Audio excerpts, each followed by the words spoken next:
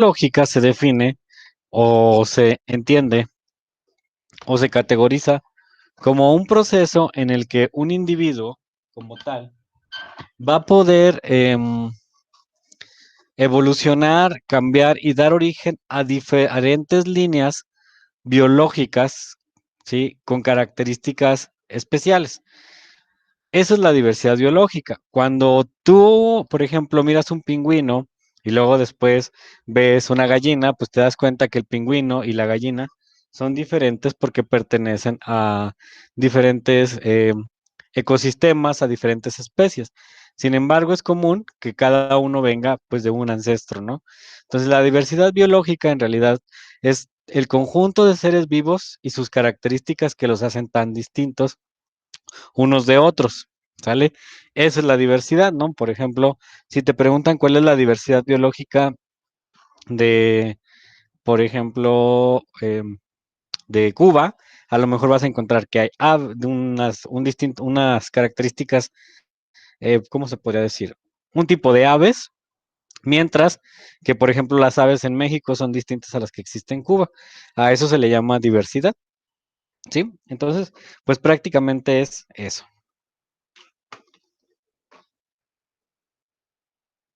Por eso puse ahí el banco de peces. ¿Qué, ¿Quién sustenta o qué sustenta la diversidad biológica? La diversidad biológica está sustentada por las teorías de la evolución, ¿sí? Es decir, todas las especies y las características de cada una de las especies están dadas por los procesos evolutivos. Nosotros, a lo largo del tiempo, hemos ido cambiando, ¿sí? Por ejemplo, en la actualidad sabemos que una de las propuestas que es muy aceptada es que nosotros venimos pues prácticamente de un ancestro en común y que ese ancestro en común es prácticamente una especie o un tipo de chimpancé, ¿no? Entonces, este tipo de ancestro como tal, pues está derivado de una teoría que propuso por ahí un investigador que fue Darwin, ¿no? Que él decía que pues, las especies evolucionaban y tenían características distintas. Esto lo hizo gracias a una serie de observaciones. Pero bueno, antes de él existían diversas teorías que sustentaban o que permitían que entendiéramos pues prácticamente cómo estaban distribuidos los seres vivos en este planeta o cómo es que aparecieron, ¿sí? Y las primeras teorías que se tocaron fueron las teorías del creacionismo. Es decir, las personas creían que los seres humanos, junto con la diversidad animales y plantas, habían sido puestas por entes divinos que habían permitido o que habían autorizado que se desarrollara la vida. Sin embargo, al paso del tiempo se dieron cuenta pues que no era tan sencillo como de explicar como esto, ¿no? Y entonces empiezan a surgir personas que tratan pues de comprender esto de la evolución. Y uno de los primeros fue Lamarck. Lamarck era parte de los creacionistas, solo que él se diferenciaba un poquito. Él sí creía que Dios había creado la naturaleza, pero en esa creencia, él también suponía que prácticamente la naturaleza, al ser puesta por la mano de Dios, pues había la posibilidad de que evolucionara por mandato divino. Entonces él creía que sí, Dios ponía la naturaleza, pero que la misma naturaleza iba a cambiar por un mandato divino. Entonces fue la primera aproximación hacia la evolución, ¿no? Él creía fervientemente que las especies, debido a una tendencia natural, siempre se estaban adaptando por variaciones ambientales. Sin embargo, una de las cosas que le falló es que estas variaciones ambientales, pues prácticamente no estaban definidas o no estaban dirigidas de una manera científica y específica. Por ejemplo, él creía que si tú te pintabas hoy el pelo de azul, es un decir, ¿no? No es que lo creyera. Tus hijos iban a tener el pelo azul.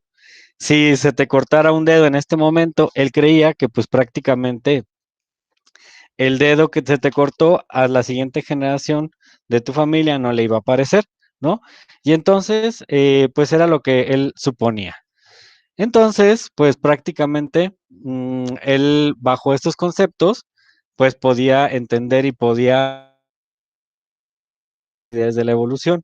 Para él fueron sumamente importantes, ¿no? En las que él podía observar esto.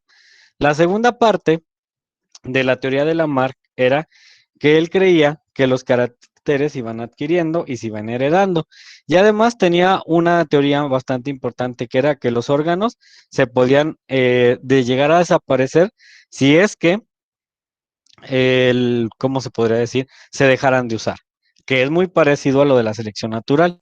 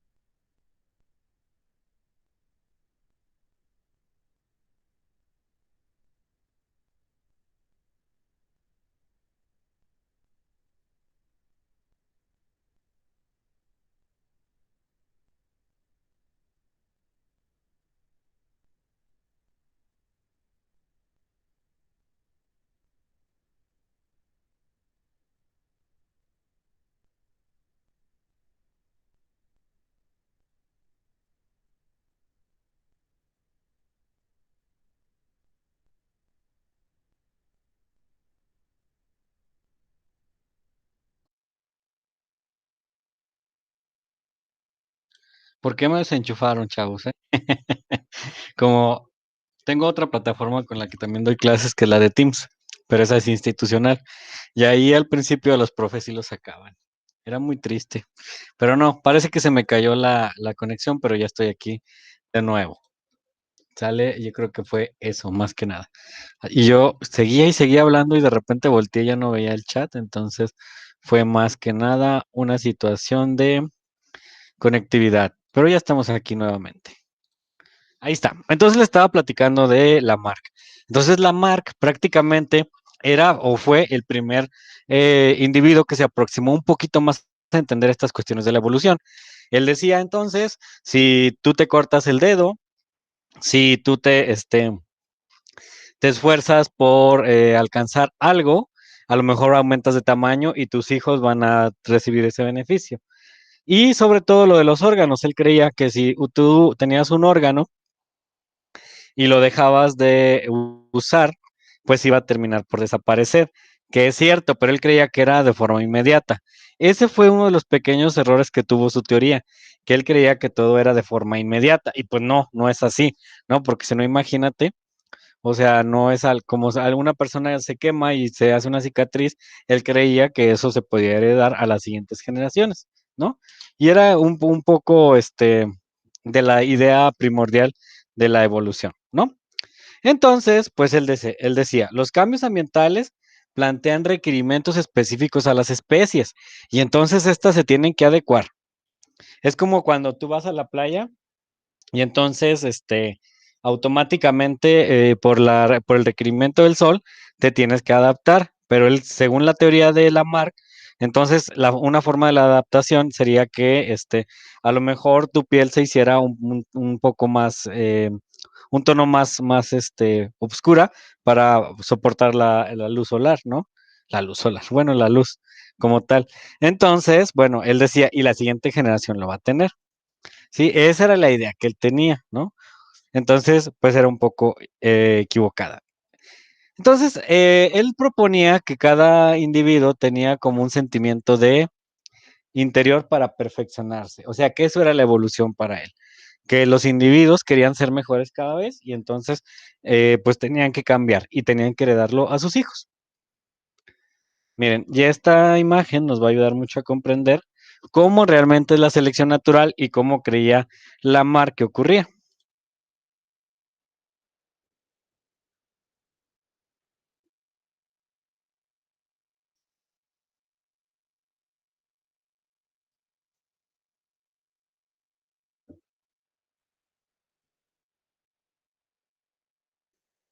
¿Se fijan?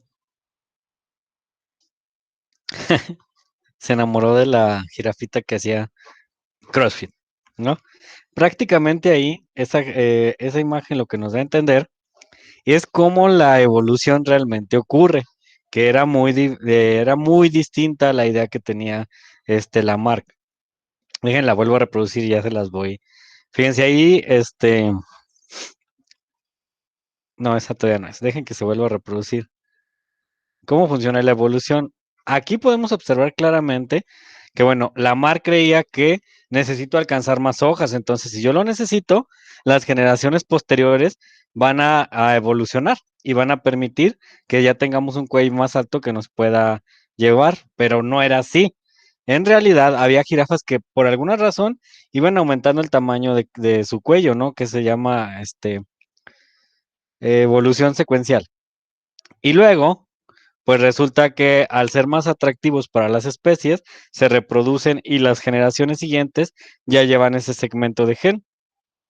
Y si se siguen reproduciendo entre ellos, va a llegar un momento en que va a haber más de los del cuello largo que los del cuello corto. Esa es la evolución, ¿sí? O sea, así es como se entiende. De hecho, a esto se le llama reproducción diferencial. No sé si alguien ya lo vio en prepa, ¿qué es la reproducción diferencial? Ana, ¿usted ya lo vio en prepa? Reina, Vale, José, Pau, ¿no lo han visto en prepa? La reproducción diferencial. Sofi, bienvenida. ¿Tú no has visto en prepa la reproducción diferencial? No, profe. ¿No? Bueno, que yo me acuerde, no. Bien. Entonces se las voy a explicar para que me entiendan. La reproducción diferencial, hace como 3 años que salí de la prepa. No le hace Vale, lo que bien se aprende, jamás se olvida. Seguramente todo te lo sabes. No, no, no. Miren, está bien fácil. Y de hecho tiene todavía mucho que ver con nosotros. Fíjense que la biología es muy interesante porque desde el punto de vista de, del reino animal, por decirlo así, seguimos siendo animales, aunque usted no lo crea. Seguimos teniendo esa parte que Darwin describe en la selección natural. Dejen pongo mi pizarrón. Porque al final de cuentas seguimos haciendo lo que la naturaleza manda, aunque pareciera que ya estamos súper domesticados y demás. Bueno, fíjense esto. De acuerdo a la teoría de Lamarck, hay dos individuos, ¿no? Lo voy a poner en forma de individuos porque yo no puedo dibujar individuos. Individuos. Ok. Sí, tenemos el individuo uno y el individuo 2. ¿Ok? Bien, entonces, esos individuos tienen características genéticas únicas. Características, características, ¿sí? Genéticas, ¿sí? Y este también le voy a poner CX, genéticas, que es lo mismo, genéticas. Entonces, bueno, pues prácticamente Lamarck creía que las características genéticas que se adquirían, tú se las podías heredar a las personas. Pues, por ejemplo, si yo en este momento me hago un tatuaje, entonces, de acuerdo a lo que decía Lamarck, mis hijos van a tener ese tatuaje. Y pues no, no todo se puede heredar. Solamente ya en la actualidad se sabe que se heredan cosas que están relacionadas al ADN. Ok, bueno, entonces, si las jirafas en realidad no estiraban bueno, en realidad no evolucionaron porque estiraron el cuello, porque evolucionaron. Ah, pues resulta que el individuo uno tenía un cuello y una complexión física que hacía más atractiva a la especie. Y el individuo 2 tenía cuello corto y características físicas básicas. No llamaban la atención de la especie, ¿no? Si este fuera un individuo macho, vamos a suponer, este también va a ser un individuo macho, por alguna razón en la naturaleza, las jirafitas le llamaba más la atención el macho, que era más grande, que tenía el cuello más largo y las características físicas mayores. Entonces, se empiezan a reproducir más hembra macho con el de las mejores características, que en la actual, bueno, eso mucha gente le llama el famoso macho alfa, ¿no? Y este sí se seguía reproduciendo, pero en menor cantidad, entonces su población empieza a decaer y su genética empieza a desaparecer. Eso pasa en la actualidad, aunque usted no lo crea. Yo sé que muchos decimos que nos enamoramos por el amor, pero no es cierto. Hay algo que te atrae de tu pareja que genéticamente lo reconoces, ¿sí? De hecho, hasta, bueno, antes se usaba mucho que las abuelitas decían, cásate con el más guapo, ¿no? Porque con ese vas a tener hijos muy, muy adecuados para lo que espera la familia, ¿no? Es eso. Entonces ya desde hace mucho tiempo empezaba esto. Ahora, por ejemplo, no sé si ya les había platicado a ustedes que tanto hombres como mujeres tenemos atracción por ciertas cosas del sexo opuesto, ¿no? Por ejemplo, los hombres, no sé si han notado o en muchas situaciones, y no es machismo, aclaro, porque qué bueno que no está Mitzi, porque si no ya me hubiera empezado a echar bullying.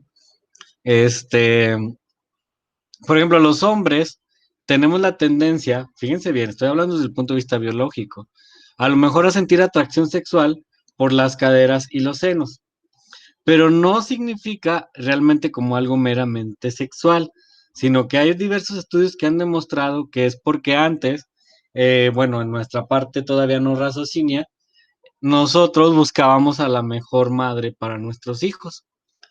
Y aquí se pueden decir el patriarcado a todo lo que da. Sí, esa era la situación. Ahora al revés.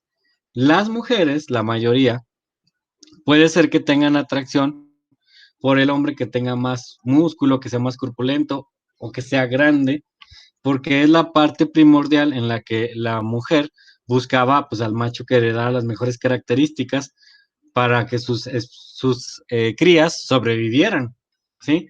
Entonces buscaba que tuvieran la mayor fortaleza posible. Eso es reproducción diferencial. Y por eso les digo que todavía traemos un poquito de esto, ¿no? O sea, buscamos todavía, aunque inconscientemente, la pareja que reúna las características diferenciales para mejorar, ¿no? Por eso es que inclusive en la sociedad no se deben de casar entre primos, ¿sí? Porque bueno, se reduce la diversidad genética y la reproducción diferencial, ¿sale? Eso es la reproducción diferencial. No quiere decir que si te cases con un primo vaya a pasar algo de forma inmediata. No. A veces puede suceder o a veces no. También depende de la carga genética, porque imagínate, suponte que te casas, bueno, vamos a poner HM, que es hombre y mujer, y son primos. ¿Qué significa que sean primos? Bueno, el hombre va a traer genes de su papá y de su mamá. La prima va a traer genes de su papá y genes de su mamá, ¿cierto? Pero resulta que los papás son hermanos, entonces van a traer los mismos genes del papá. Aún hay un poquito de diversidad porque los genes de la mamá van a ser distintos, pero si esto se repite con los hijos de ellos, pues se empiezan a mezclar los genes de la misma familia, ¿sí? Eso es bastante peligroso. Sobre todo, por ejemplo, en las generaciones de los menonitas, en las, ¿cómo se llama? Sobre todo en esas comunidades se casan entre familiares, entonces imagínate. Suponte, vamos a seguir este mismo ejemplo, son primos y luego ellos tienen un hijo, ¿sí? Y entonces entre hijos se casan, vamos a poner otra vez. Van a tener un hombre y van a tener una otra mujer, pero traen los mismos genes, ¿se fijan? Porque ya no van a cambiar, van a traer estos mismos. Y entonces hay una cuestión cíclica de genes. Ya no entran genes de afuera, que eso es la deriva génica. Entonces, al ser los mismos genes, si los papás eran diabéticos, pues cada vez va a haber más posibilidades de que los hijos salgan diabéticos, ¿sí? Esa es la reproducción diferencial. Por eso es tan importante la diversidad y estas cuestiones de la evolución. Bien, pues Darwin no le creyó a Lamarck, le dijo, ¿sabes qué? ¿Sabe quién serás? Yo no te creo. No es cierto que nosotros tenemos caracteres adquiridos.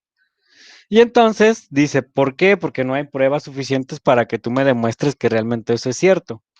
Entonces, ¿qué hacemos? Pues bueno, prácticamente vamos a buscar evidencias. Entonces Darwin, él quería seguir aportando a las teorías de evolución, decidió hacer un viaje para observar la diversidad biológica, lo que acabamos de mencionar, en todo el planeta. A él le interesaba saber, pues, cómo eran las diversas especies en todos lados. Y entonces emprendió un viaje para hacer una exploración. Curiosamente, ahí recolectó enormes cantidades de material, ¿sí? Prácticamente hizo las observaciones de toda una vida y ahí se dio cuenta que tenía suficiente material como para postular una nueva teoría y eso le dio mucho miedo. Tardó 20 años en dar a conocer su teoría. Recuerden que estaba en una sociedad un poco restrictiva y esa sociedad no permitía pues prácticamente cambios significativos a lo que ya estaba concebido. Entonces era muy revolucionario, a tal grado que él escribía cartas a sus amigos y decía que el simple hecho de pensar en la evolución era como confesar un asesinato. Si él decía, la evolución existe, la sociedad científica de esa época, pues prácticamente los iba ¿cómo se podría decir? A linchar, ¿no? Entonces, bueno, ¿cuáles fueron los descubrimientos que hizo este Darwin? Pues literalmente, como puedes observar, esta es la ruta que siguió. Una, dos, vean.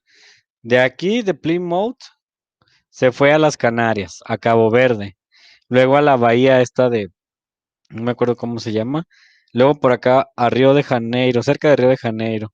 Montevideo, Islas Malvinas, Chile, Valparaíso, Lima, Isla Galápagos. Y a México no vino. Y luego de para acá, Sydney, Hobart, Albany, Isla Cocos, Islas Mauricio, El Cabo, Santa Ana. Y luego Ascensión, luego regresó aquí. Yo creo que por los víveres. Luego a Cabo Verde, las Canarias y regresó. Prácticamente observó toda la diversidad biológica habida y por haber. Él observaba, por ejemplo, que había aquí un tipo de aves, que eran los pinzones, que tenían picos diferentes en los distintos lugares que él iba avanzando. Aquí encontraba un pinzón y luego acá encontraba otro, pero este pinzón tenía el pico largo y este lo tenía curvo y este lo tenía a lo mejor, ni siquiera volaba o semivolaba. Entonces así fue como él fue acuñando términos. ¿Por qué? Porque él observaba agrupaciones de animales. Por ejemplo, había aves, una ave principal que se parecía mucho a otras o había una ave que pues prácticamente era la misma, solo que había cambiado un poco. A eso él le fue preconcibiendo y fue poniendo nombres. Y así es como surgen los conceptos de anagénesis y cladogénesis. Anagénesis es un organismo que evoluciona a través del tiempo hasta convertirse en uno diferente, ¿no? Que pudiera ser el caso del ser humano, ¿no? Un homínido prácticamente inicial evolucionó hasta el Homo sapiens. Y está la segunda, que es la cladogénesis. La cladogénesis de un individuo o de un ancestro en común se deriva un segundo y este segundo genera dos líneas con características totalmente distintas, ¿sí? Esas son las dos conceptos de la evolución. Por ahí déjenme acuerdo dónde está. Hay un documental que se llama el documental de las sirenas. Es que no me acuerdo de quién, de qué empresa es, si es de Nat Geo, National Geographic o de History. Pero bueno, ahí trata una teoría muy interesante. Algunos creen que el humano, el homínido, no evolucionó linealmente, así como en anagénesis, sino que el humano, cuando estaba todavía ni siquiera humano, un ancestro de los homínidos, prefirió quedarse cerca del mar y seguir en el mar, lo que hizo o dio origen a las sirenas. Es una de las propuestas que no están comprobadas, pero al final, pues los científicos pueden proponer siempre y cuando se basen en evidencia científica. Entonces es la que propone que tal vez las sirenas existen, no como te las pintan, que son mitad humana y mitad pescado, no, sino como una especie que tal vez primitivamente evolucionó bajo un concepto de cladogénesis.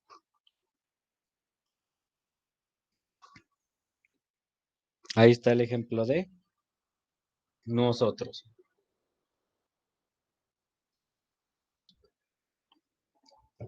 Muy bien.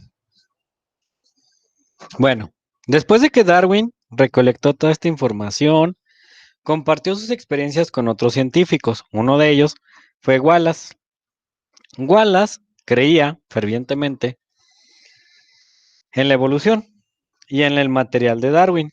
Inclusive, él realizó un viaje, pero fue un poco más flojo que Darwin. Él se fue a observar la diversidad biológica de las Indias y de Polinesia, creo. Por aquí ahorita va a salir, que es por donde está. Aquí se dedicó a estudiar los diferentes animales.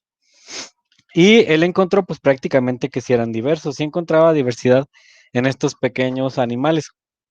Y entonces, al igual que Darwin, coincidieron, ¿sí? ¿Por qué? Porque observó lo mismo, Malasia y Indonesia. Era donde él observó también diversidad de especies, las mismas características que Darwin le platicaba, él las observó. Y entonces, un día se le ocurre decirle a Darwin, bueno, después de una enfermedad, que realmente las teorías y toda la información que tenían impulsaban el concepto de la selección natural, en donde solo aquellos organismos que tienen mayores características adecuadas para sobrevivir las heredan a sus hijos y estos se siguen reproduciendo de manera diferencial, lo que hará una mejora en la especie. Y entonces le dice, ¿cómo ves? Esto puede ser. Pero tenía una bronca.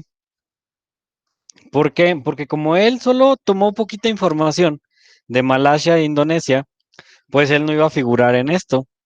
Entonces le escribe una carta a Darwin donde le dice, pues sabes qué, estimado, jamás he visto una coincidencia tan asombrosa. O sea, su coincidencia con la de Darwin, que tenían pues prácticamente la misma información y los mismos conclusiones, pues le dice, sabes qué, toda mi originalidad va a quedar hecha añicos porque él tenía la idea de la evolución, pero Darwin tenía las evidencias.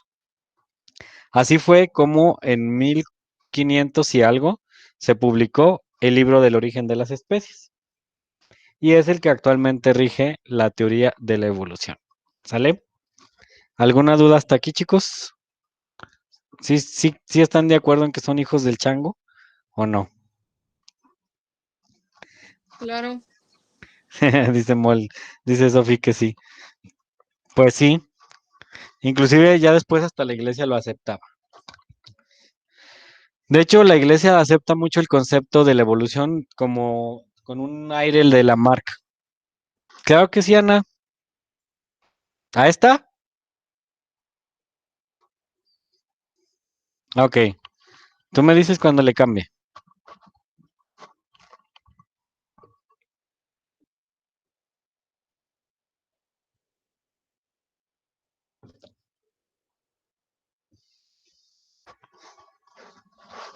Listo. ¿Sí, verdad? Ok. Bien. Bueno, entonces se publica el origen de las especies. Les digo que fue como en los 1500. No recuerdo bien la fecha, pero sí recuerdo que fue como en 1540. Googleen por ahí. No, ya lo googleé yo. 1859 se publica esto de los orígenes de las especies, ¿no? Por Darwin. Bien. El tiempo siguió pasando. Y entonces la teoría no se podía quedar así como Darwin la propuso. Ha habido una serie de evoluciones desde los 30, o sea, casi 1860, casi 100 años después, la teoría sigue evolucionando y ha juntado varias ideas. Una de ellas es precisamente las de Darwin y Wallace y de Bries, ¿no? Bries, pues prácticamente es un científico que se une a esto de la evolución, ¿sí? En donde él, pues prácticamente considera cuestiones de las plantas, ¿no? Todavía dentro de esta evolución, él propone también que las plantas se incluyen dentro de estos cambios evolutivos, ¿sí? Se llamaba, creo que Hugo Bries, el señor este, y era un botánico. Entonces él también, pues, hizo su aportación. Sobre todo tiene que ver con las leyes fundamentales de Gregorio Mendel, ¿sí? Las primera, segunda y tercera ley. Entonces, se juntan todas estas, se suma la genética actual, se suma la citología, se suma la bioquímica y surge la teoría sintética, la cual apoya la evolución a partir de información como los genes, como las células y como la química de los seres vivos. Los fundadores fueron, en realidad, Dobzhansky, Simpson y Mayer, como los principales autores de esta teoría, ¿sí? Prácticamente. Ahora sí, ya sabemos que somos diversos y que consecuencia de esto pues tiene que ver con las cuestiones evolutivas. Ahora bien, ¿cómo le hacemos con todo lo que tenemos? Pues resulta que se tiene que categorizar. Y es la tendencia natural de los seres humanos, ¿no? Todo lo queremos categorizar. Y si no, recuerden las clases de química, ahí está su tabla periódica, donde prácticamente todo lo queremos pues estar, ¿cómo se podría decir? Categorizando. Actualmente existen diferentes formas de categorización.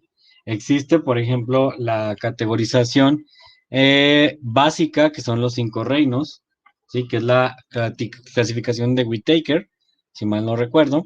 Está la clasificación de Linneo, está inclusive también la clasificación de Gus, que es la más actual. Pues de hecho, ya se sabe que la clasificación actual y la más importante es primordialmente esta, la que categoriza a los seres vivos ya no en reinos, sino en dominios, porque estos dominios pues prácticamente permiten agrupar más las características de los seres vivos. Imagínense que son tabla periódica. Se trata de agrupar a los seres vivos pues prácticamente con base a sus características. Y la primer característica que un ser vivo debe de presentar, pues es precisamente el nivel celular en el que se encuentra. Entonces, todo lo que son las bacterias ancestrales, arqueas y las bacterias verdaderas, eubacterias, se clasifican pues prácticamente como individuos unicelulares. Entonces, esos básicamente te dan para un solo reino. Por eso es que los puedes categorizar ahí. Y luego tenemos al dominio eucaria, los cuales se categorizan como prácticamente organismos multicelulares. Y esos organismos multicelulares, pues caben precisamente en un dominio solo. Y así es como surge pues esta categorización de los nuevos reinos y los nuevos dominios, ¿no? De hecho, hay uno nuevo que están tratando de incorporar que se llaman cromóforos, no me recuerdo ahorita bien el nombre, pero los quieren prácticamente incluir dentro de esta diversidad, de esta clasificación, ¿sí? Es la nueva clasificación de los seres vivos. De hecho, así se le conoce como la nueva clasificación de los seres vivos, donde prácticamente pues se quieren incluir a todos estos, ¿no? Y obviamente el reino Eucaria va a contener la mayor cantidad de todos estos organismos, ¿sí? Es prácticamente la que va a tener ahí todos, porque va a incluir a los protistas, que son como semibacterias, al fungi, al plantae y el reino animal, que son los que les aparecen aquí. Y muy, muy, muy aparte, vamos a poner a los virus, porque los virus no se llevan con nadie, son los estirados de la diversidad biológica, y ahorita vamos a ver por qué, porque tienen ciertas características que seguramente ya ustedes los van a ver. Vamos a hacer una introducción ligera a lo que son prácticamente los nuevos sistemas de clasificación de los seres vivos. ¿Sale? Les voy a compartir por aquí. Vamos a escuchar.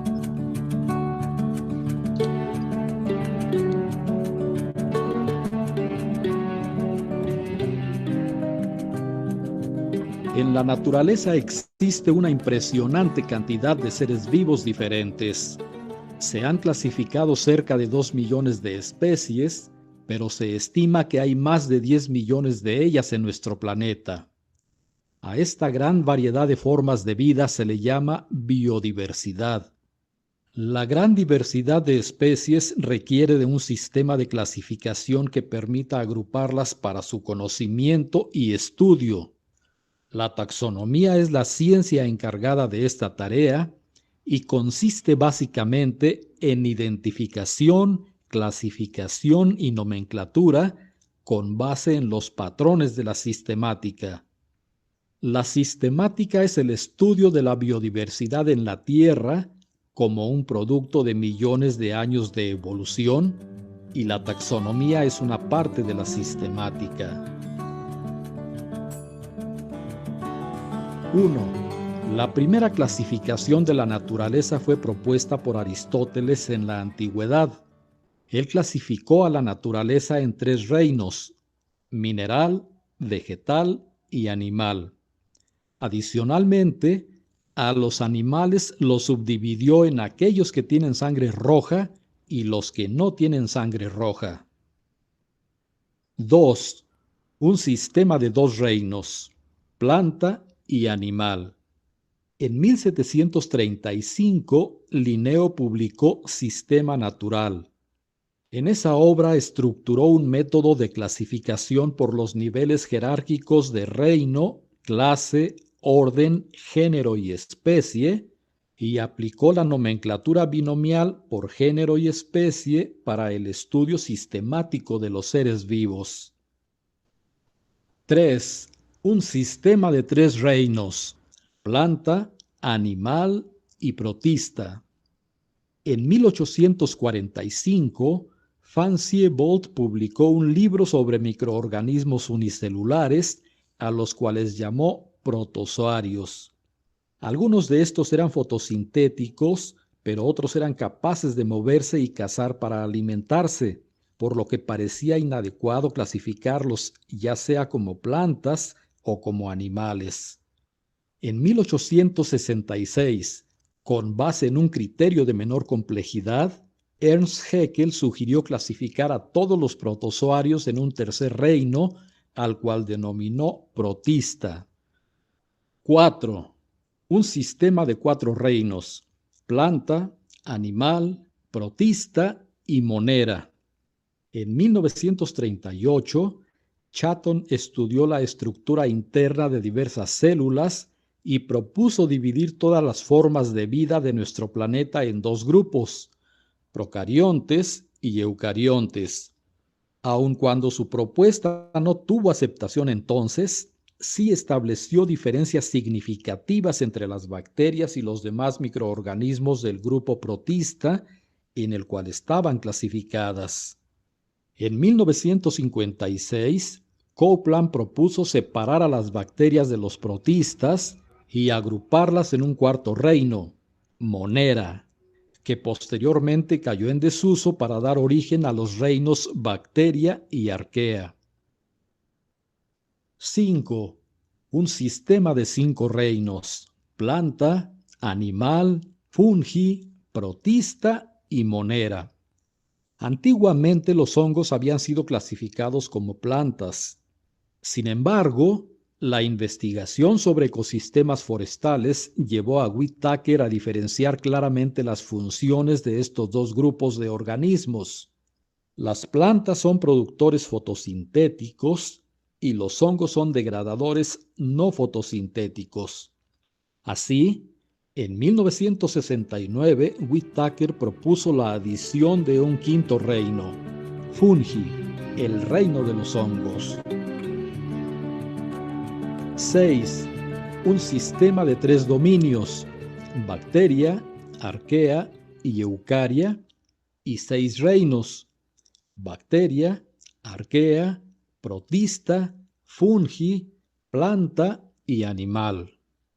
En la década de 1970, Carl Woese centró su investigación en medir las distancias evolutivas entre diferentes especies, por comparación de las secuencias de bases de ARNR16S.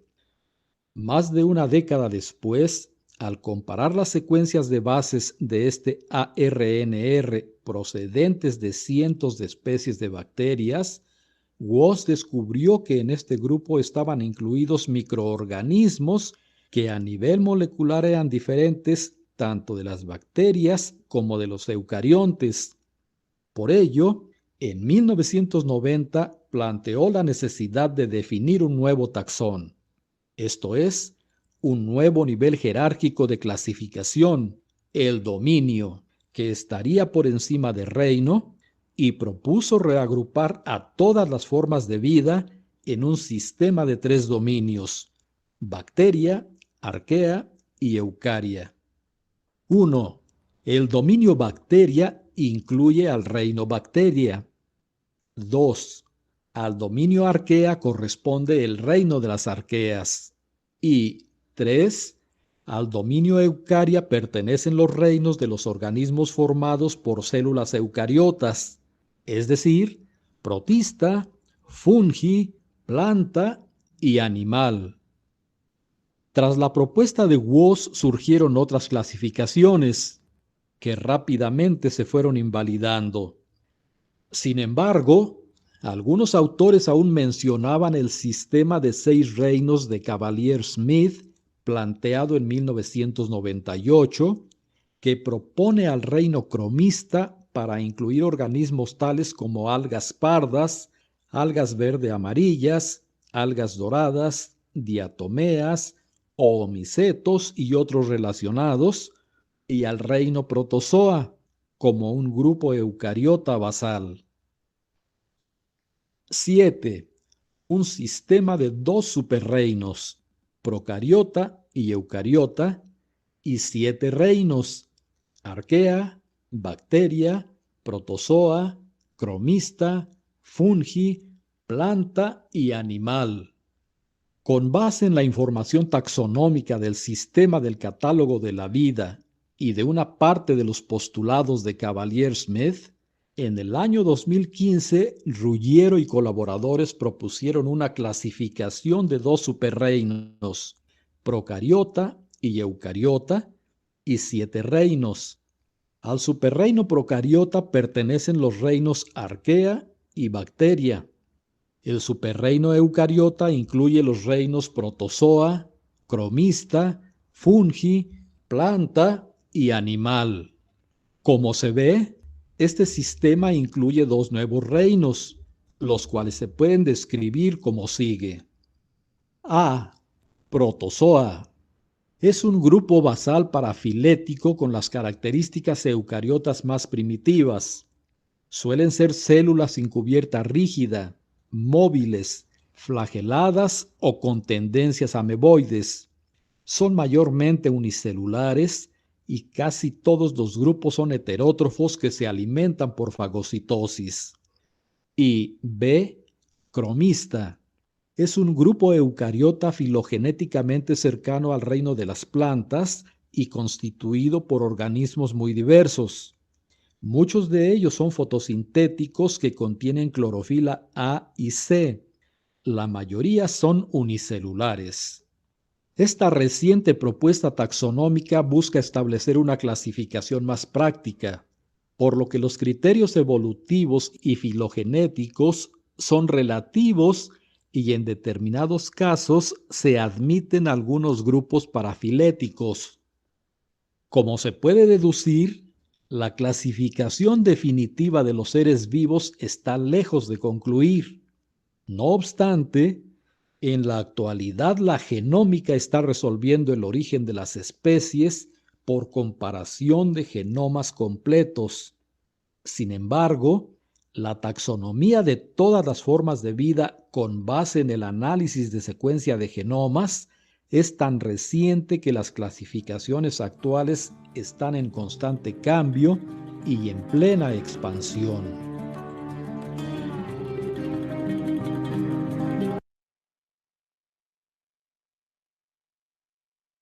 Pues bien, ya pudieron apreciar lo que les estaba comentando de la diapositiva que acabamos de ver. de la clasificación de los seres vivos, pues prácticamente ya pareciera que pues es oficial, ¿no? Ahora hay que categorizar a todos los seres vivos dentro de la taxonomía de Gus, obviamente partiendo de lo que son los dominios. ¿Ok? Déjenme por ahí les comparto la pantalla. Creo que ya se les está apareciendo las diapositivas. Entonces, esta es la categorización que de ahora en adelante se va a utilizar para lo que es la distribución de los seres vivos del planeta. Y como les decía, todos caerán dentro, pues prácticamente de un dominio. Y inclusive se puede conservar un poquito más lo de los reinos. Inclusive el dominio Eucaria, sabes que en el dominio Eucaria están los reinos, pero en sí está primero el reino y luego, digo, primero el dominio y luego el reino. Sí, es la forma en la que se van a clasificar. De hecho, ahora taxonómicamente, para categorizar a un organismo, pones el dominio. Dominio Eucaria, reino Animalia. Y así te vas ya con cada una de las características. Y están por definir si cromistas se va a agrupar a lo que son las arqueas o las eubacterias. Todavía están como que en dilemas. ¿Sale? Bien. Pues entonces vamos a continuar con la siguiente parte de la clase del día de hoy. Muy bien. Una de las grandes peleas de la biología es con referencia a los virus. ¿Sí? No se ha podido categorizar, no se ha podido integrar, ni siquiera se ha podido definir claramente si son seres vivos o no. Y esto se debe primordialmente a que no reúnen las características de un ser vivo, ¿no? Generalmente los virus, pues tienen, son una cápsula con material genético, ya sea ADN o ARN. Por lo tanto, pues no se pueden considerar dentro de estas características. Y es el dilema. Por eso es que aquí en esta imagen yo se los pongo por acá. Miren por aquí. Como parte de la biodiversidad, pero no en una categorización taxonómica específica. Esa es la causa o la cuestión por la que los virus no se han podido adentrar en ninguno de los sistemas, ni de Linneo ni de nadie más. ¿Sale? Ok, entonces, ¿qué es un virus? ¿Sí forman parte de la diversidad? Sí. Sin embargo, no van a cumplir los requisitos que yo les mencioné. Son mucho más pequeños que una bacteria. No van a tener metabolismo, no van a respirar, ni se van a alimentar. Entonces, si no realizan ninguna de estas funciones muy parecidas a la célula, entonces solamente se pueden considerar como una cápsula con ADN o con ARN. Ahí está, miren. No tienen metabolismo, no respiran, no se nutren, no crecen y peor, para reproducirse requieren de una célula una célula que se infecta y pues prácticamente se apropian de la maquinaria de la célula para crear sus propias proteínas y seguirse reproduciendo. En este caso no es reproducción, se dice duplicación, se siguen duplicando, ¿sí? Así es como nosotros podemos categorizar a los virus.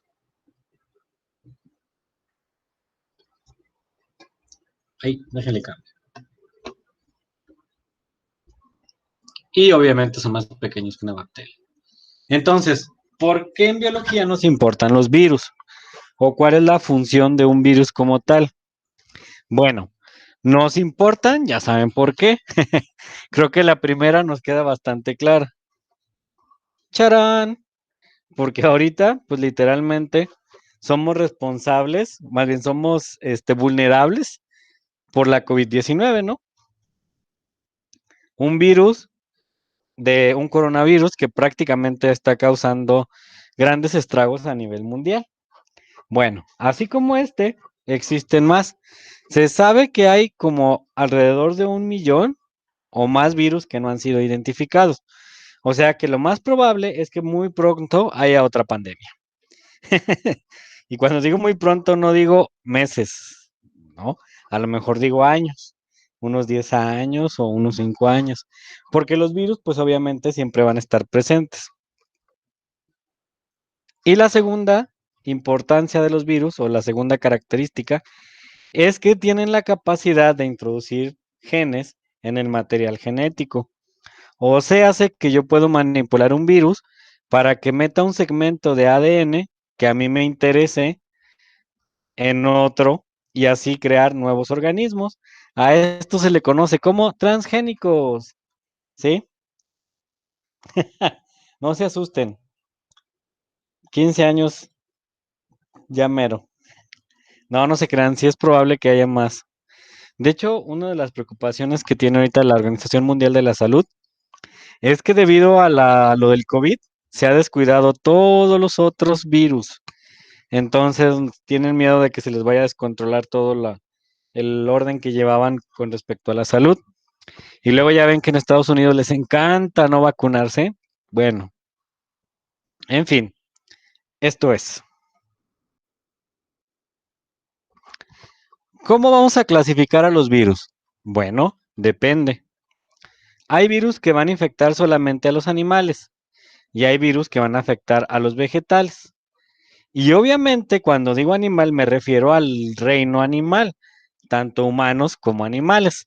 Y hay unos que solo afectan al humano y hay otros que solo afectan al animal.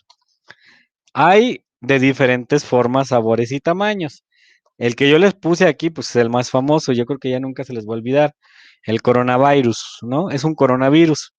Estas son sus espículas, pero hay de diferentes formas. Hay virus helicoidales con formas esféricas como el virus del tabaco, el cual contiene RNA. Hay adenovirus o virus en forma como de 1, 2, 3, 4, como de prisma, que adentro tienen DNA.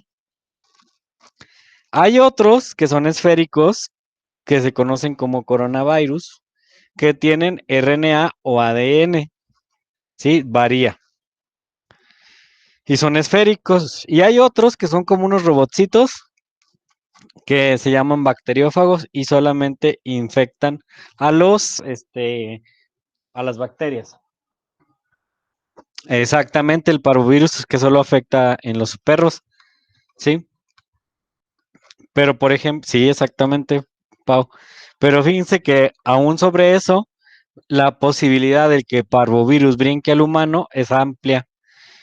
Hay algunos virus que con el tiempo evolucionan y tienen esa capacidad. ¿En cómo es que un virus puede brincar de una especie humana, de una especie animal a una humana? Sencillo, nomás cambia una proteína de su superficie. Con que una espícula cambie, ya valió. Con eso basta. Si no, pregúntenle a Wuhan cómo le ha ido y a nosotros. Literalmente es muy corto el proceso en el cual un virus brinca al humano. Miren, por ejemplo, ¿cómo es que podría brincar? Es que nosotros solitos nos exponemos. ¿Por qué? Bueno, suponte que el parvovirus solo le da a los perros. ¿En qué país se comen a los perros? ¿Sí saben? En China, ¿no? Y en algunas Coreas, si mal no recuerdo. Entonces, en donde comen perrito, pues es la carne de un perro que haya tenido parvovirus, la ingieres como humano, la introduces y aunque el virus no te va a hacer nada, puede llegar a que sí, puede ser que seas el paciente cero en el que el virus dijo, ¿y por qué no lo infecto? Y que por alguna razón capturó una proteína o diseñó una proteína que le permite infectar células humanas. Las reconoce y entonces al reconocerla, pues se adhiere a él. Puede pasar. Eso fue lo que ocurrió con el coronavirus, con el SARS-CoV-2. Evolucionó. Le tocó a alguien tomarse su sopa de murciélago o de pecorín, que era el pecay o algo, no me acuerdo cómo se llama el animalito este. Pues prácticamente fue lo que ocurrió. Tiene que conjuntarse ciertas características para que el virus afecte a las personas. Entonces puede pasar. Por ejemplo, hace poco vi un documental que a ver si algún día se los comparto. Es que está muy largo, que es el origen del VIH, ¿sí? El origen del VIH así como tal. Está muy padre porque ahí te explican cómo fue y cómo ocurrió que el virus pudo llegar a los seres humanos. Pero es un contexto social. Había problemas de alimentación, sobre todo en la India tradicional y en las Áfricas, entonces pues ellos se comían a los animales y uno de esos animales era un Monos recius y ya saben que esos se parecen un poco a nosotros. Entonces se cree que ese mono, debido a que las personas lo consumían, lo sacrificaban. Entonces me llama mucho la atención porque dice el autor, los humanos nunca tenemos la idea de que en un corte, una gota de sangre puede cambiar la historia de la humanidad. Y prácticamente así es como ocurre con el, ¿cómo se llama? Con el virus. Literalmente, con que llegue a alguna situación, puede ocasionar esto, ¿no? Miren, no voy a poner el documental porque tarda un chorro, tarda como 2 horas, pero si lo quieren ver, se llama así. Los orígenes del VIH o los orígenes del SIDA. Aquí esta persona hace una investigación de cuál es el verdadero origen y entonces empiezan a notar de dónde empiezan los orígenes como tal. Y él hace una historia psicosocial donde observaban, si ven que aparece ahí un monito, aparece ese monito porque al parecer una de las ideas es que se cree que un mono recius, no porque alguien tuvo relaciones sexuales con él, no, se lo comió. Sí, y al comérselo, pues prácticamente tuvo contacto con el virus que hizo que pues prácticamente apareciera la enfermedad. Y está muy bien documentado, ¿eh? Vienen muchos científicos de muchas nacionalidades. Miren, por aquí dice, ay, ¿dónde está? Aquí es donde empiezan como a explicar que la posibilidad de que haya sido de un ancestro es muy, muy alta. Se los recomiendo mucho, así se llaman los orígenes del VIH o los orígenes del SIDA. Está súper interesante, sí, tal cual, para que lo chequen por ahí. Les va a gustar, nomás que sí está bien largo. Sí, los orígenes del SIDA. Por ahí está. Luego a ver si se lo subo, porque sí está muy padre. En fin, esa es las cuestiones de los virus, ¿no? Entonces, vamos a darnos un pequeño break, chicos. Son las 5:10. Regresamos 5:20 para terminar con la última parte del curso. Les digo que hoy sí va a ser pura teoría porque íbamos un poquito atrasados, pero ya nos vamos recuperando. Dice, profe, por eso cuando entras a algún campo de la salud y tienes práctica o contacto con personas, te recomiendan hacerte. Sí, exactamente, porque pues tienes que asegurar que realmente no tienes ninguna enfermedad y que la posibilidad de que infectes o cambies una cuestión viral, pues sí, es muy amplia, es muy probable.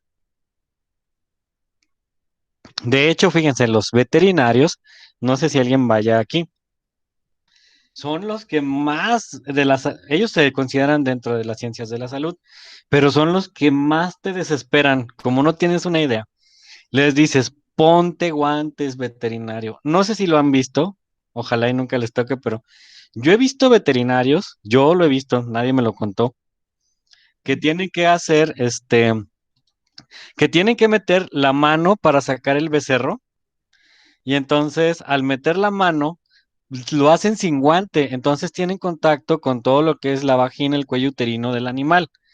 Y obviamente eso tiene o puede tener virus y bacterias que pueden brincar al humano. Siempre con los de veterinarios son con los que tenemos un poquito más de problemas para la cuestión de la salud. Sí, dice, es que cuando fui a hacerme la análisis me recomendó el doc eso.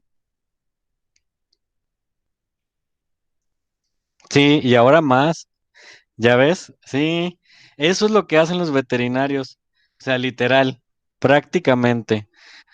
Y hacen otras prácticas, por ejemplo, también hacen cirugías sin guantes, hacen, por ejemplo, castraciones sin guantes, hacen cirugías menores sin guantes, y eso es bien peligroso, ¿no? Les voy a platicar una anécdota antes de irnos al corte. Yo el año pasado, ¿no? Pues todavía sí, el año pasado estuve trabajando con ranas. Entonces, yo generalmente soy siempre muy, muy escandaloso. Entonces, mis compañeros las agarraban con las manos y yo me ponía guantes de látex, porque pues no, o sea, y estábamos en pandemia todavía, entonces dije, que no entienden. Entonces los agarraba yo y a un compañero sí le pasó que agarró un sapo y hay algunos que tienen una toxina, entonces le cayó al ojo por no traer equipo de protección y ahí fue donde dije, ya ven, por eso hay que trabajar este Mitzi, hola, es que estamos hablando de virus y cómo los virus pueden brincar al ser humano. Y ya ahí Pau nos estaba compartiendo algunas experiencias. Y sí, por eso que en sector salud te tienen que estar pues prácticamente evaluando, porque siempre vas a tener contacto, ¿sí? Y hay que tener mucho cuidado, ¿sale? Bueno, nos tomamos un break de 10 minutos en lo que regresamos, en lo que continuamos. Por ahí Mitzi nos va a tener que esperar unos 10 minutos, pero regresamos ahorita. ¿Sale, sale?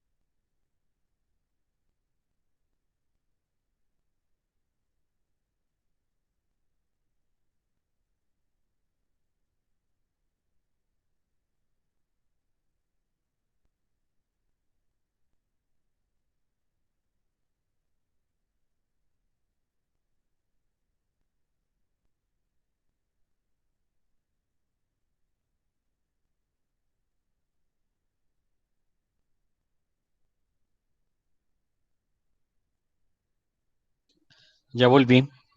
Estaba viendo el documental que les estaba recomendando. Por ahí les pasé ya el link por si lo quieren ver.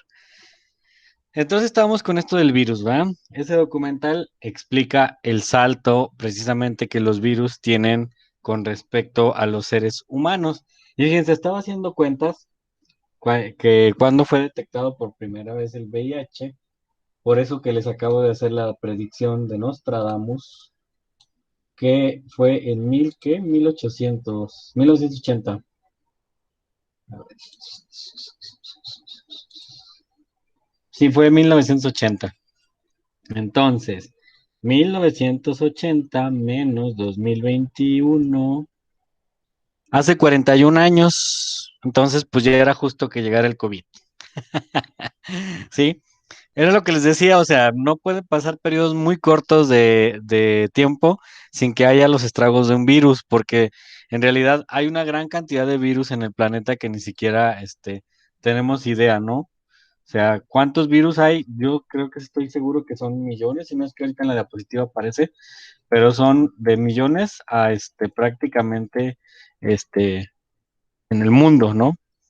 Entonces, algunos de hecho ni siquiera han sido descubiertos o están prácticamente ocultos ahí en, ¿cómo se llama? Pues en los permafrost, en los volcanes, porque además hay algunos que son resistentes. Entonces, pues prácticamente es eso, ¿eh? No se puede dejar desapercibido. Ok, pues vamos a continuar con esto de los virusitos. Entonces, por ahí estaba la presentación. Estas son las formas, ¿no? ¿Cuál es la estructura de un virus? Bueno, comúnmente un virus va a tener una cápside, va a tener una envoltura nuclear, ¿sí? Va a tener su material genético adentro y va a tener capsómeros, que son los que van a prácticamente a envolver al virus como tal, ¿sí? Entonces, esa es la estructura que tiene un virus de manera general. Y aquí está precisamente el principio de que por qué con jabón y agua se matan los virus. Pues muy sencillo, porque esta envoltura que tú ves aquí son envolturas de fosfolípidos, entonces pues un jabón es suficiente, aunque la gente diga, ay, sí, qué fácil, nada más con un jabón, pues sí, química básica, fosfolípidos, enlaces de saponificación y se va a la capa y el virus pues queda a intemperie y el ADN no es estable en ningún medio, entonces, ¡pum!, se rompe, ¿no? Ese es el origen de, pues prácticamente de esto, ¿sí? Entonces estamos con los virus. Como les decía, pues prácticamente es como lo vamos a tener. Entonces, ácido nucleico, cápside, los capsómeros y su envoltura. Que la envoltura siempre son fosfolípidos, como la envoltura, como la membrana nuclear, ¿sí? Entonces, pues esa es la forma de un virus como tal. ¿Qué más? Ejemplos de virus, bueno, ahorita está muy de moda que es el SARS-CoV-2, pues prácticamente es lo que hace un virus. Tiene espículas, que son la parte superior, la membrana. Estas espículas reconocen a partes de la célula, se introducen su material genético y se apropian de prácticamente el material de la célula y se siguen reproduciendo. Aquí vemos las características, por ejemplo, del SARS-CoV-2, dice que tiene una proteína de membrana, que es el que lo permite transportarse. Tiene ARN, la vacuna, no me acuerdo cuál es, creo que es la de CanSino, la que van a ponerle a sus profes, tiene precisamente este virus, pero sin las espículas de infección. E imagínense que le quitaron esto al virus, así es como hicieron la vacuna. Le quitaron esto, y si le quitas esto, el virus ya no se puede unir. Nada más le dejaron el ARN y le hicieron otras cositas monoclonales que no les voy a decir cuáles son, pero que prácticamente le hacen otras cosas, y esto es lo que reconoce tu cuerpo, ¿sí? Es la forma en la que se hizo la vacuna de ARN. Y la otra, pues no, nada más la tradicional es virus atenuado, ¿no? Prácticamente. Entonces es la forma en la que se construyó esto. Déjenme, pongo acá el chat porque luego me escriben y no los veo. Denme un minuto que se me perdió. Aquí está. Listo. Entonces, pues es la forma en la que prácticamente va a infectar a una célula. Ahí está, ¿sí? ¿Cómo ocurre la replicación? Número 1, el virus se coloca sobre la superficie de la célula que va a infectar. Esos son virus, ¿no? Son coronavirus. Entonces lo que hacen es que hay una célula, vamos a detenerlo este poquito. Vamos al pizarrón mejor porque aquí no me va a dejar.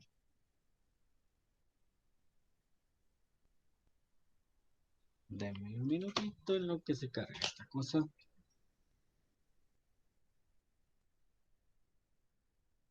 El virus, pues prácticamente tenemos una célula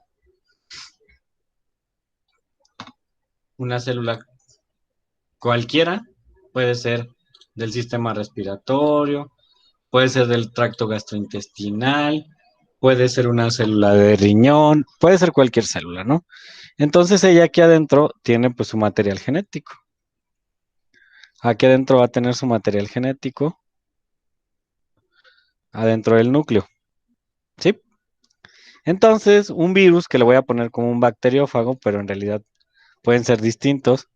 Voy a poner por aquí a este. Tiene aquí ARN. Y con estas patitas se fija, se adhiere y hace un orificio en la membrana o se incorpora e introduce su material genético. Este material genético empieza a viajar y entonces le dice, quítate que ahí te voy. Y lo quita y mete el suyo. Y luego, después de que ya metió su material genético, bueno, esto se deshace obviamente. Y aquí empieza la célula y dice, ¿what? ¿Qué hago? Ah, sí, ya se me había olvidado. Estoy duplicando el ADN. Ya lo duplicó. Y luego vienen los ribosomas. ¿Y ahora qué hacemos? Lee el ADN. Y entonces leen el ADN y ¿qué creen? Empiezan a hacer los elementos necesarios para formar nuevos virusitos. ¿Sí? Se confundió. Literalmente se confundió. Tomó las instrucciones no adecuadas. Y va a llegar un momento en que va a haber muchos, muchos, muchos de estos. Y entonces esta dice, guácala. Y se rompe. Y salen los virus y van a infectar, que se llaman virones, y van a infectar a otras células. Y así sucesivamente hasta que la carga viral o es rechazada por el organismo o causa estragos de salud o problemas de salud. ¿Sí? Entonces, número 1, la fijación. La célula es atacada, pues prácticamente en la superficie por el virus que va a infectar. Luego, penetra, inyecta su ADN o ARN, dependiendo del tipo de virus, y seguido de eso se inactiva el ADN de la célula. Fue lo que les dije, la bloquea y solamente obedece las instrucciones del ADN viral. O sea, literalmente los ribosomas, pues nada más le van a hacer caso a la estructura que está ahí, que es el ADN viral. Y luego, los componentes generados por la acción proteica del ribosoma generó estructuras de virus y los empiezan a ensamblar. Una vez que están ensamblados, la célula se rompe y libera los virus, que son llamados viriones, que van a infectar a otras células. Esto es muy parecido a lo que ocurre, ¿no? Prácticamente el virus llega y se une a los receptores de membrana, los receptores de membrana le abren la puerta, este deja entrar su material genético, el material genético que es prácticamente el genoma viral, es usado por el ribosoma, ¿sí? Y este le hace caso, hacen traducción, traslación, producen proteínas y todo empieza a hacer más virusitos y obviamente así se la lleva, ¿sí? Prácticamente. Y además, la forma en la que se supone que se defendería la célula es que estos de superficie de membrana se empiezan a externar afuera de la célula. Vienen los macrófagos y la atacan. Y precisamente en el SARS-CoV-2 es el problema, que todas las células están marcadas y se hace una superrespuesta Y por eso mucha gente no supera la superrespuesta, porque es demasiada, es una torrente de citocinas que ocasionan pues que la persona se sienta muy, muy mal. ¿Sale? Clasificación taxonómica de los virus. Bueno, ya dijimos que son súper peligrosos y demás. Pero, pues prácticamente la que se encarga de esto es la virología, que apenas comenzó hace 70 años. O sea que la virología, de acuerdo a lo que les estuve platicando, surgió casi casi cuando comenzó lo del VIH. Fue cuando la virología empezó a tener un poco más de auge. Se estima que hay millones de virus y solo se han clasificado un poco de miles. O sea, hace que, como les dije, en 40 años, que dijera una amiga mía, Dios me preste la vida para poder ver que va a haber otra pandemia. Sí, en 40 años más o menos, unos 20. ¿Sí? Pues si ahorita la separación de la última pandemia, que no fue pandemia, que fue un brote de virus, fue en el 2002, creo, más o menos 2003. Entonces por ahí viene otra. Pero primero hay que salir de esta, ¿no? Muy bien. ¿Cómo clasificó el virus? Depende. Si tiene ADN, ARN o RNA mensajero. Si es simple o es doble. Si hace traducción directa o indirecta. Y puedes tener los diferentes grupos de características de los virus. Mira, aquí está el grupo 7, el grupo 6, el grupo 5, 1, 2 y 3 y 4. Ve, el grupo 1 prácticamente hace referencia a que hay un enlace doble con RNA mensajero, ¿sí? Acá el grupo 2 dice que hay un ADN doble, bueno, es una doble hélice, y habla acerca de que hay duplicación de ADN y síntesis de RNA mensajero. Y así te la llevas con cada uno de ellos. Así es como se clasifica. A esta clasificación se le llama Baltimore, ¿sí? Es la clasificación de Baltimore y es la que nos va a permitir, pues prácticamente entender cómo son los virus. Y ahí van más virusitos. ¿Qué enfermedades causan los virus? Los sabidos y por haber. Por ejemplo, aquí les presento a las enfermedades virales relacionadas con, pues prácticamente con los seres vivos, en este caso un humano. Tenemos, por ejemplo, algunos que causan encefalitis, inflamación del encéfalo, meningitis, inflamación de las meninges, ¿sí? Vean, hay arbovirus, el virus de la rabia, son los que ocasionan este.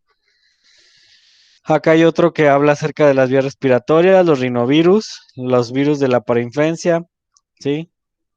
Los virus respiratorios, el herpes, cito, influenzas, SARS, coronavirus, ¿se fijan? Y no se refiere al SARS-CoV-2. Hay un montón de SARS que pueden evolucionar a lo que es el coronavirus, o sea, tal cual, el SARS significa síndrome de enfermedades respiratorias, aguda. Síndrome aguda de enfermedades respiratorias, por sus siglas en inglés, ocasionada por lo coronavirus. Entonces, ahorita es el SARS-CoV-2. ¿Qué tal que hay 1000? Pues faltan 1000, ¿no? Poliovirus, el virus de la poliomielitis, gastroenteritis por los adenovirus. No, hombre, hay otro coronavirus que también afecta las vías digestivas. Pancreatitis, herpes, HIV, todo lo que quieran habido y por haber. Algunos infectan la piel, o sea, prácticamente puedes observar que hay de chile, de dulce y manteca. De todos lados te pueden infectar los virus. ¿Sale? Este no es un virus. No sé por qué me lo pusieron ahí. Según yo es una bacteria. Molusco contagioso. Deme un minuto porque ese no quiero darle la información más. Según yo, sí es una bacteria. Porque le ocasiona un caracolito como los que hay en las peceras. Pero es uno especial, molusco contagioso. A ver, a ver, a ver, a ver. Ah, sí, sí, sí, sí, pero no es por un virus. No sé por qué me lo pusieron ahí. Ah, sí, es un poxvirus, no sabía. Ah, bueno, entonces sí, ese se queda ahí. No sabía, yo pensé que era más por bacterias. Órale, viví engañado toda mi vida. En fin, pues prácticamente son las infecciones de las de los diferentes sistemas por virus, ¿sale? ¿Alguna duda respecto a nuestros virus y sus ciclos lisogénicos? Sí, veía prácticamente es esto. ¿Qué más? Déjenme ver si hay algo más de virus. No, creo que es todo de manera general. Ahora vamos a regresarnos. Bueno, ya vimos los virus, vimos que no pertenecen a ninguna taxonomía, pero sí son de parte de la diversidad, ¿sale? Ahora sí, ya que estudiamos a los virus allá aparte, pues vamos a hablar ahora de la taxonomía de los diferentes seres vivos. Y la taxonomía es la ciencia que se encarga del estudio precisamente de la distribución de las especies en los diferentes sistemas de categorización. Como les decía, pues la gente ha tratado de clasificar los seres vivos desde un principio. El primero en hacerlo fue Teofrasto, inició con plantas. Luego le siguió este otro señor que fue Aristóteles. Y luego uno de los más importantes y de los primeros fue Carbón Linneo. Pues prácticamente hay dos tipos de clasificaciones, las artificiales y las naturales. Las clasificaciones artificiales son aquellas que se basan meramente en descripciones tal vez muy someras, muy superficiales de un individuo. A lo mejor yo puedo decir, pues todos son insectos. Ah, pues sí, pero hay unos que tienen ciertas características genéticas o tienen ciertas características en las alas, entonces deben de tener una clasificación distinta. Así es como surge la clasificación natural, la cual no solo considera que sea un insecto, sino qué características tiene, cómo se reproduce, cómo respira, cómo se alimenta, todas estas, ¿sale? Y bueno, les decía que el primero en clasificarlos fue prácticamente Carl von Linneo, utilizando sistemática, que en ciencia no es otra cosa que agrupar y clasificar con base a una nomenclatura característica. Así como lo vemos en química, aquí también hay nomenclatura. Y la nomenclatura del sistema Linneo considera los taxones. Los taxones se dividen de la siguiente forma: especie, género, familia, orden, clase, filo y reino. Especie, Homo sapiens, que significa que tiene miembros del género Homo con frente alta y delgados huesos, ¿no? Ya ni huesos delgados tenemos en la actualidad, después de la pandemia. Y luego viene el género, que es Homo, que hace referencia a que está erguido y que tiene cerebro grande, aunque no lo usemos. Y luego dice, pertenece a la familia de los homínidos, o sea, hace que nos parecemos a los primates con rostros relativamente tridimensionales. Digo, visión dimensional y rostros planos. Ay, perdón. Orden. Somos de los primates con clavículas y dedos. Clase. Mamífero. Bueno, que somos cordados con pelaje y glándulas mamarias. Cordados, tenemos una columna vertebral y pertenecemos al reino animal.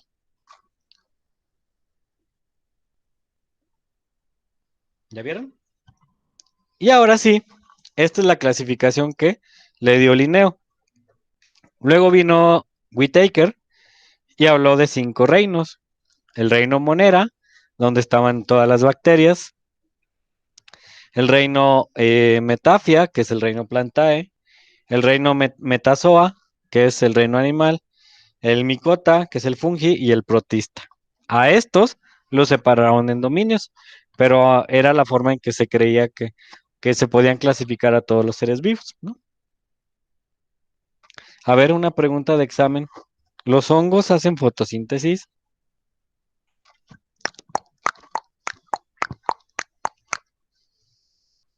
Chan, chan, chan, chan. ¿Por qué los hongos no se pusieron ahí con el reino Plantae? ¿Ustedes qué creen?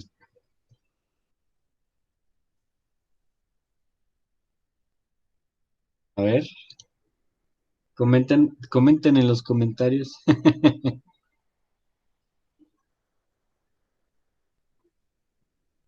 No, no. No, los hongos no hacen fotosíntesis. ¿Qué comen los hongos? ¿Alguien sabe? Comida. Híjole. Se me hace que están ahí en ¿cómo se llama? En San Gogle. San ¿Cómo lo Gogle. supo? ¿Mande? ¿Cómo lo supo?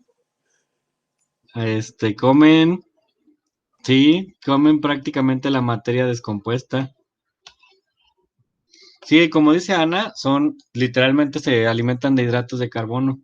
Son los descomponedores, sí, son los descomponedores de la naturaleza. Todos los hongos, literalmente les encanta crecer entre el estiércol y, ¿cómo se llama? Pues la materia orgánica. Dice Ana, no. Es más, voy a googlear la respuesta de Ana para ver si sale.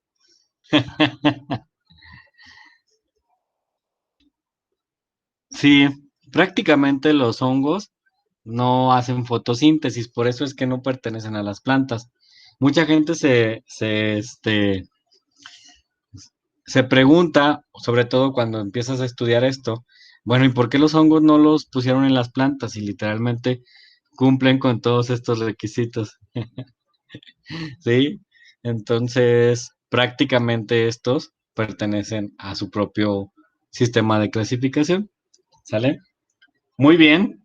Me da gusto que Ana no necesite a Google, que Google necesite a Ana, porque acuérdense que ya faltan 2 meses para su examen, entonces ya nada más nos queda mayo y junio. Entonces me da mucho gusto que Ana tenga conexión directa con el Google. Muy bien, chicos. Y el protista, que es donde están todos los protozoarios.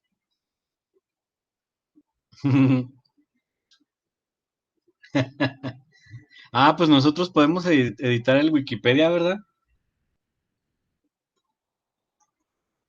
Yo no me acordaba de eso, que todo el mundo puede crear una Wikipedia. Muy bien, vamos a continuar. Gus. Gus prácticamente dijo, no, no son 5. Yo creo que son los dominios. Entonces tenemos a un ancestro común. Bueno, lo que él hizo, en realidad, no sé si por ahí recuerden en el video, que dijo que calculó las distancias evolutivas. Hace un cálculo en el cual, pues por medio de cuestiones genéticas y deriva, como que agrupó y vio que ciertas especies y ciertas características tenían la misma carga viral, la misma carga genética. Entonces, de un ancestro, él dice, bueno, es que las arqueobacterias, todas estas tienen el mismo genoma y las eubacterias, todas estas tienen el mismo genoma, pero no son iguales a estas. Entonces las separamos. Y obviamente, pues todos tienen material genético muy común y los puso así, por eso se llaman distancias, ¿sí? Entonces, de un ancestro en común, se derivaron las arqueobacterias, las eubacterias y luego las eucariotas, ¿sí? Y por eso te le ponen así, distante, porque son distancias. Los que tienen una distancia menor son las arqueobacterias y las eubacterias. Y de ahí pudo haber surgido la primer posibilidad de vida, ¿no? Entonces, pues prácticamente así es como nosotros en biología tratamos de identificar estas cositas. ¿Qué más? Vamos a ver. Pues vamos a empezar con el primero, que es el dominio eubacteria. Entonces, de este organigrama nos vamos a ir al eubacteria, que como dice aquí son bacterias fotosintéticas, cianobacterias, bacterias fotosintéticas, espiroquetas y bacterias verdes fotosintéticas. ¿Se imaginaban ustedes que las bacterias hacen fotosíntesis? Ah, ¿verdad? Pues sí, algunas de ellas sí. Entonces, esas son dentro del reino eubacteria. Entonces vamos a hablar de estas eubacterias. Obviamente, lo primero que tienes que identificar, pues, es la estructura de las bacterias, ¿no? Déjenme por aquí le pongo sus cositas para que empiece a verse bien. Entonces, lo primero que tienes que observar son los componentes de una bacteria. Casi todas las bacterias en nuestro planeta tienen la misma constitución, es decir, no va a cambiar para nada los elementos que lo componen. ¿sí?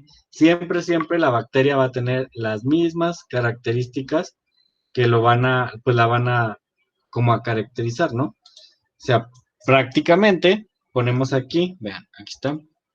Este es el flagelo. Déjenme lo pongo por aquí. Flagelo. Ahí está. Entonces, si tú quieres identificar, pues tienes que ir viendo más o menos por dónde te vas a ir, ¿sí? Cuáles son los componentes que va a tener esta bacteria. Entonces, por ahí está el flagelo. Estos, ¿cómo se llaman estos? ¿Sí se acuerdan? A ver. Examen. Empieza con P. ¿Cuál será? A ver, Ana. Conéctate a la red. ¿Cómo se llaman esos? Las patitas. Se llaman con P de casa, pili. Pelitos. ¿Sale? Muy bien. Y luego, ¿cuál le sigue? Sigue este verdecito que está por aquí. Sí, esa es la membrana. Sí, sí, la membrana. Esa es la membrana celular. Y luego el amarillo, a ver, es membrana, pared y cápsula. Es la pared. La pared celular. Y la roja es la cápsula. A ver, corríjanme. No, sí está bien. Cápsula. Y estas bolitas, según yo, son los ribosomas. Ribosoma. Ribosoma. Y estos, no me acuerdo. Estos. Ay, ¿cómo se llaman? Se me fue el nombre.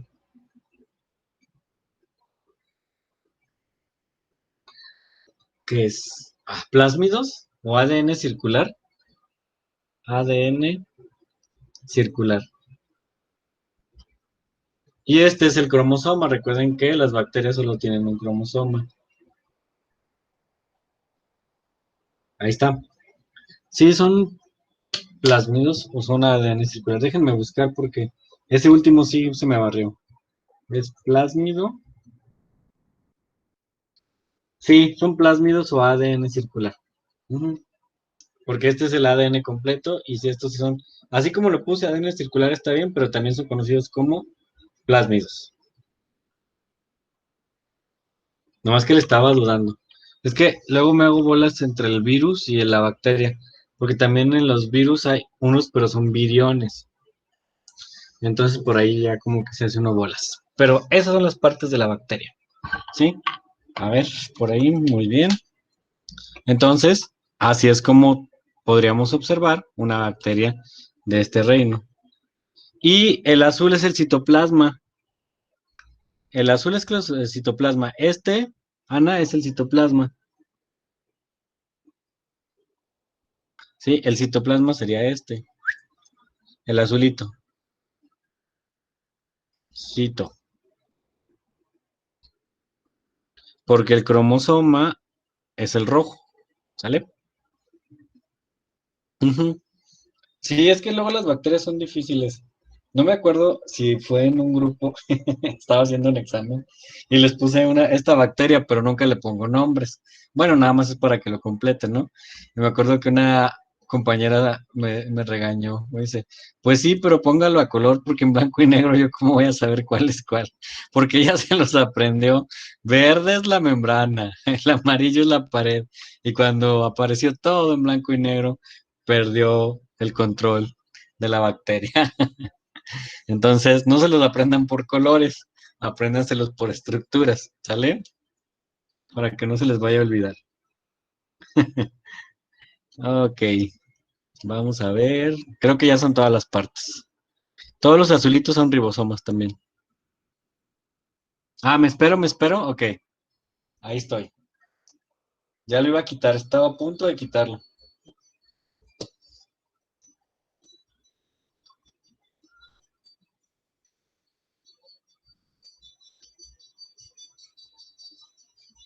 Ok, ustedes me dicen, ¿eh? Cuando ya. Tun, tun, turun.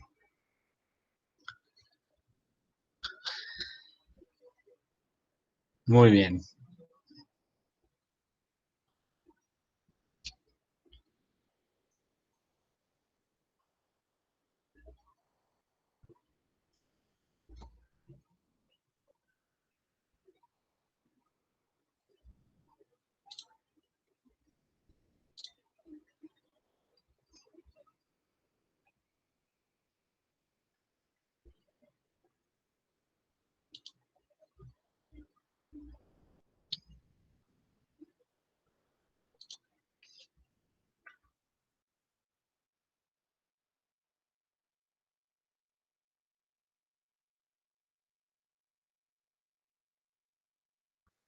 Tun, tun. Muy bien, sí, perfecto.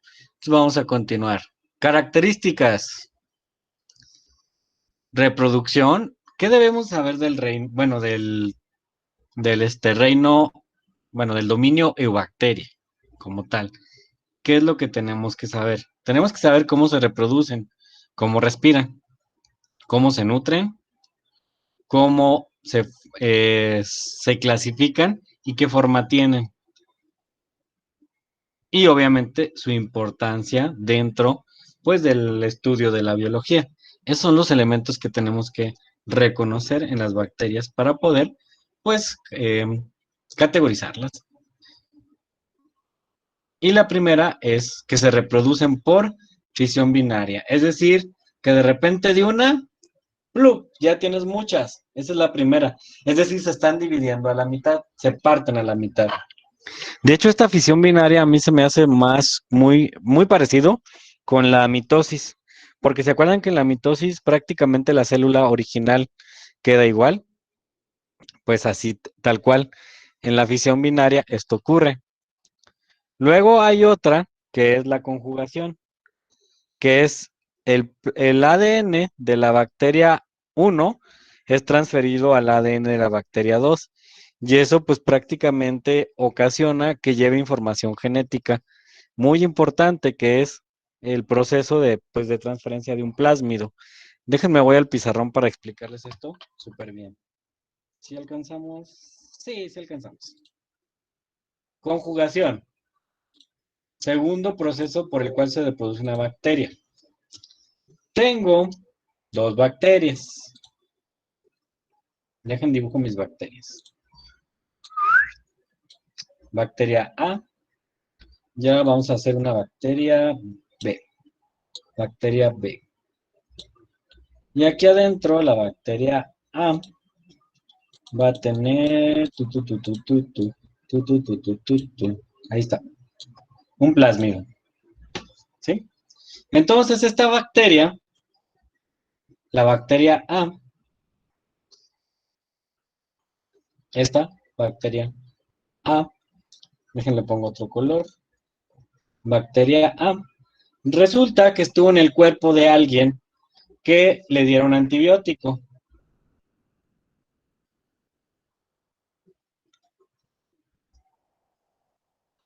Y está muy lista, reconoció por medio de receptores que tiene por aquí la información del antibiótico que la está atacando. Pero, como ya era fin de semana, esta persona dijo, no, ya no me tomo el antibiótico para echarme una caguamita. Entonces, pues la bacteria sigue ahí, no se alcanzó a morir todavía. Y entonces, pues resulta que prácticamente está atenuada, como quien dice. Y entonces, esta persona se da un beso con otra, porque yo creo en el beso de dos, no en el de tres. Esta pues, se va a dar un beso con la otra, y en la boca, pues ya va a haber las dos. y este va a ser el sujeto B. Entonces, esta bacteria a lo mejor nada más es una, pero ya llegó a la cavidad oral de otra persona. Entonces, ¿qué creen? Hasta en las bacterias se gustan. Y entonces le dice, oye, ¿cómo ves si nos agarramos de la mano? Yo soy muy sano, si nos agarramos de la mano. Y entonces sus manitas se juntan aquí. Y como un acto recíproco de amor, le dice, ¿sabes qué? Llévate esto de mí. Y se lleva esto de ella. Y le dice, llévatelo como un recuerdo. Y entonces, esta bacteria se lo lleva. A lo mejor esta se muere porque ya traía ahí atacado el antibiótico. Entonces, la bacteria B acá se va a empezar a reproducir muchas veces. Y empiezan a haber más bacterias. Entonces, pues prácticamente vamos al médico y nos dice, ¿sabes qué? Traes una infección bacteriana. Y tú le dices, ok, deme antibiótico. Y el médico te va a dar antibiótico. ¿Sí? Y acá van a tener sus circulitos verdes. Entonces, el antibiótico que le dio a esta persona se llamaba penicilina. Penicilina. La bacteria que le transfirió la información era bacteria que traía resistencia a penicilina. Entonces, cuando este médico le dice, toma penicilina, resulta que esta bacteria le va a decir, no, ni me haces frío ni calor. Yo tengo información de cómo evitarte. Ya esto se le llama resistencia a antibióticos. Todo por andarse dando besos antes del matrimonio.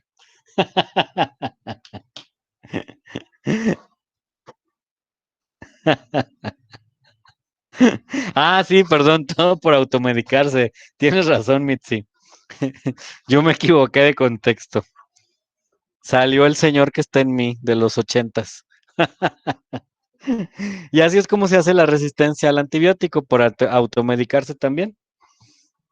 Eso también ocurre, ¿eh? Lo que dice Mitzi. Suponte que no fuiste al médico, pero ahí en tu casa había esta. Y tu abuelita dijo, sí, mijo, tómatela.